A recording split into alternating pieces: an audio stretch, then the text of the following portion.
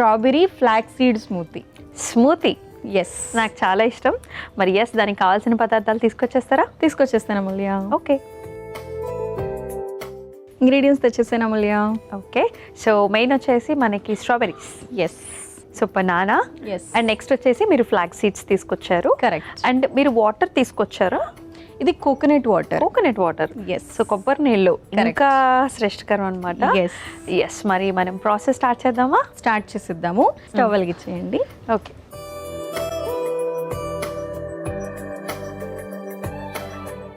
So first మనం ఎలాంటి oil అట్లా ఏం వేయట్లేదు, డైరెక్ట్గా మనం డ్రై రోస్ట్ చేస్తున్నాం అనమాట. అవును.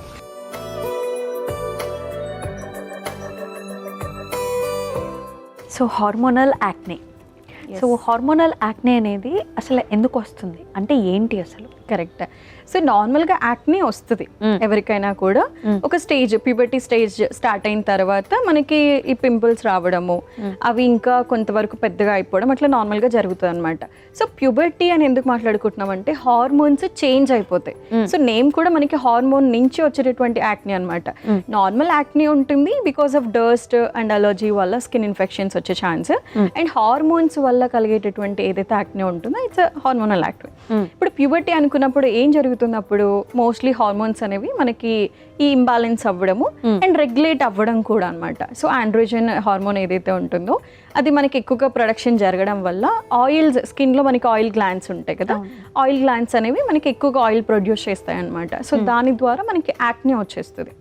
స్పెషల్లీ చూస్తే నార్మల్ యాక్నే మనకి హైజీన్ కరెక్ట్గా లేనప్పుడు, లేదు అనంటే స్కిన్ కేర్ రొటీన్ ఏదైతే ఉంటుందో అది ఫాలో చేయనప్పుడు, లేదు అనంటే ఎక్కువగా ఓవర్గా ప్రోడక్ట్స్ యూస్ చేసినప్పుడు, డిఫరెంట్ ప్రోడక్ట్స్. ఇప్పుడు ఇంతకు ముందు చూసుకుంటే కేసెస్ మోస్ట్లీ కూడా అసలు ఏది రొటీన్ ఫాలో చేయకుండా ఉండేవాళ్ళు. ఇప్పుడు చూస్తే డిఫరెంట్ ప్రోడక్ట్స్ని ట్రై చేసి యాక్నే తెచ్చుకుంటున్న వాళ్ళు ఉన్నారనమాట. అవును. So it's a different story.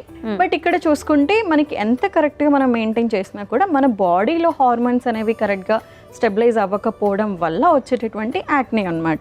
ఇది మోస్ట్లీ మనకి నార్మల్గా యాక్నే అయితే ఎక్కడైనా చూడస్తాము, బట్ ఈ యాక్నే వచ్చేసి చిన్ మీద అండ్ మనకి నెక్ మీద ఉంటుంది, అండ్ వీపుకి బ్యాక్ సైడ్ ఎక్కువగా అది కూడా మనకి పింపుల్స్ లాగా వచ్చేస్తాయి అనమాట. సో ఇవి మనకి కనిపిస్తే మనం కన్ఫర్మ్ చేసుకోవచ్చు ఇది హార్మోన్ ఇన్బ్యాలెన్స్ వల్ల వస్తుంది. ఈ హార్మోనల్ యాక్నే అనేది స్పెసిఫిక్ గా సర్టెన్ ఏరియాస్ లో మాత్రమే ఇది వస్తుంది, apart from the normal acne. So మనకి neck, chest, chin and also back side. Yes. And ఇంకోటి ఏంటంటే ఇప్పుడు చాలా మంది కంప్లైంట్స్ చేస్తారు ఏంటి అంటే పీరియడ్స్ స్టార్ట్ అవుతున్నప్పుడు కూడా మనకి యాక్నే స్టార్ట్ అవుతుందని చెప్పి, అప్పుడు కూడా మనకి ఆ ఇంబ్యాలెన్స్ అనేది ఉంటుంది కాబట్టి అలా కూడా స్టార్ట్ అయిపోతుంది అనమాట. సో అప్పుడు కూడా వచ్చే అవకాశం ఎక్కువగా ఉంటుంది. ఓకే. సో ఫ్లాక్స్ సీడ్స్ అయితే స్లైట్గా రోస్ట్ అయ్యాయి అన్నా. ఎస్. సో ఇప్పుడు వాటిని మనం పౌడర్ చేసేసుకుందాము. ఓకే.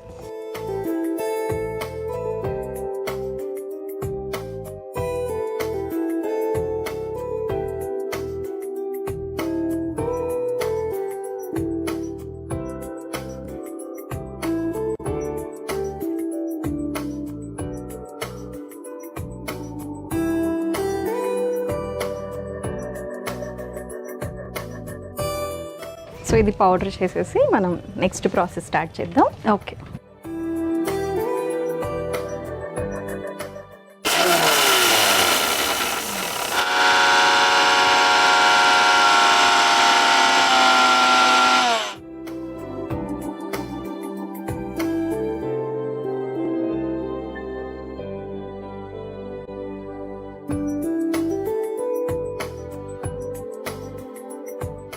ఓకే. సో చక్కగా మనకి పౌడర్ అయితే చేసేసుకున్నాము. మరి సెకండ్ ప్రాసెస్ ఏంటి? ఇప్పుడు మనం స్ట్రాబెరీస్ అండ్ బనానా కట్ చేసేసి మనం దాంట్లో మిక్స్ చేసేద్దాము. సో స్ట్రాబెరీస్ మనకి ఇప్పుడు బాగా సీజనల్గా దొరుకుతాయి అన్నమాట. సో హ్యాపీగా తీసేసుకోవచ్చు. అండ్ స్పెషల్లీ ఎవరైతే స్ట్రాబెరీస్ డైరెక్ట్గా తినలేము, ఆ పులుపు ఉంటుంది అనుకునే వాళ్ళకి ఇలా స్మూతీస్ లాగా చేసేసుకోవచ్చు అనమాట. సో స్మూతీలో మనం ఎలాగో ఇంకొక ఇంగ్రీడియంట్ ఏదో ఒకటి యాడ్ చేస్తూ ఉంటాము. సో దాని ద్వారా వచ్చే స్వీట్నెస్ అనేది సరిపోతుంది. కరెక్ట్. బ్యాలెన్స్ అవుతుంది అనమాట ఆ పులుపు. సో కొంతమంది చెప్తారు ఈ ఫ్లాగ్ సీడ్స్ అనేది కొంచెం తక్కువగానే తీసుకోవాలి అని చెప్పేసి. సో అంటే ఏంటి దానిలో ఏంటి ఇష్యూ? మనకి ఫ్లాక్ సీడ్స్లో ఆయిల్ ఉంటుంది, ఫ్లాక్ సీడ్ ఆయిల్ అనమాట. సో ఆయిల్ ఎక్స్ట్రాక్ట్ చేసేటటువంటివి ఏదైతే మనకి సీడ్స్ కానివ్వండి, నట్స్ కానీ ఎక్కువ క్వాంటిటీస్ తీసుకోవద్దు. ఎందుకనంటే మనకి ఏదైతే ఆయిల్ ఇంటేక్, ఫ్యాట్ ఇంటేక్ చూసుకుంటామో పర్ డేకి ఓన్లీ 15 ml వరకు తీసుకోవచ్చు అనమాట. సో అంతకంటే మనకి ఫ్యాట్ ఎక్కువైపోయింది అని అంటే ఆబ్వియస్లీ అది కొలెస్ట్రాల్ లాగా కన్వర్ట్ అయిపోయి ఉండిపోతుంది. కాబట్టి సో మనం ఓవరాల్గా ఫ్యాట్ ఇంటేక్ బ్యాలెన్స్ చేయడం కోసము, అండ్ ఇంకోటి ఏంటి అని అంటే మనకి ఫ్లాక్ సీడ్స్ కొంచెం జిగుటుగా కూడా ఉంటుంది.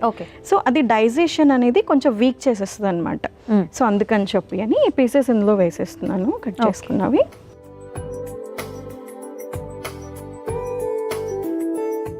అండ్ బనానా కూడా నేను ఇప్పుడే వేసేస్తున్నాను. ఓకే.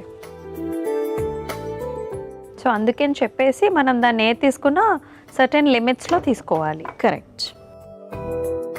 ఈవెన్ బాదం కూడా ఏవైతే మనం బాదం, కాజు తీసుకుంటామో అవి ఎక్కువగా తీసుకోకూడదు అనమాట. సో అవి వచ్చేసి మనకి బాదం అయితే ఒక 4 బాదం మనం సోక్ చేసి పీల్ ఆఫ్ చేసి తీసుకుంటాము. నెక్స్ట్ వచ్చేసి క్యాషు అయితే కనుక ఓన్లీ 2. క్యాషు చాలా మందికి ఇష్టము. సో ఎక్కువగా జస్ట్ నార్మల్గా కూడా స్నాక్ లాగా కూడా తింటూ ఉంటారు అనమాట. సో అలా కాకుండా క్యాషు ఓన్లీ 2 per day తీసుకోవచ్చు.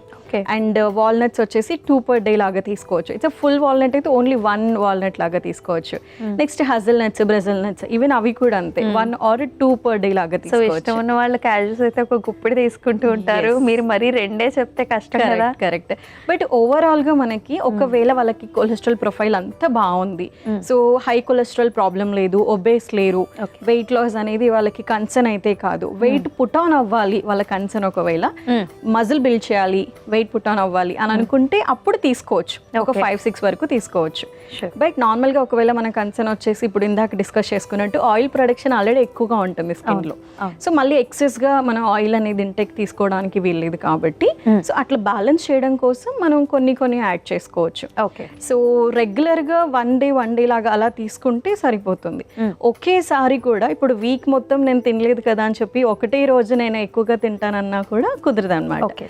ఏ రోజు ఆ రోజు లాగే బ్యాలెన్స్ చేసుకోవాలి. అలాగే. ఎస్. సో ఇప్పుడు నేను దీంట్లో కోకోనట్ వాటర్ కూడా వేసేస్తున్నాను. నేను 2 cups తీసుకొచ్చాను coconut water. Okay.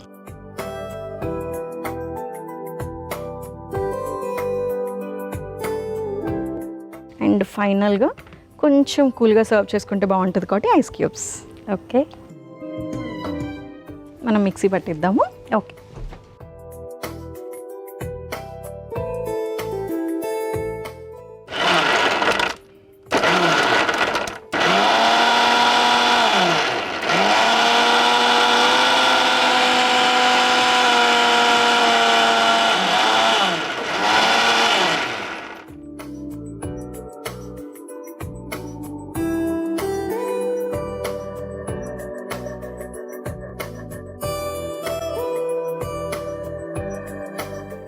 Okay. So smoothie అయితే రెడీ అయిపోయింది. సో స్మూతీ అయితే అయిపోయింది కదా, ఇంకేమైనా ఇంగ్రీడియంట్స్ ఉన్నాయా? అంతే అమూల్య, సర్వ్ చేసేసుకుందాము. ఓకే.